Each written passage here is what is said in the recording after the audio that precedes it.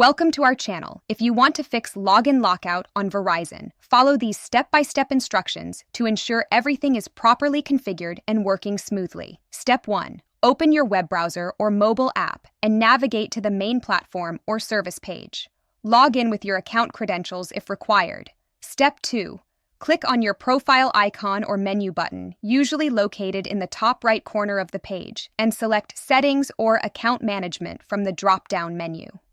Step 3. Navigate to the appropriate section within Settings, such as Preferences, Security, or Account Options, where you can view and modify relevant configurations.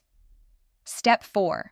Look for the specific option or feature you want to adjust. Click on it to access the detailed settings page. Step 5. Make the necessary changes by toggling switches, selecting options from drop-down menus, or entering required information in the provided fields.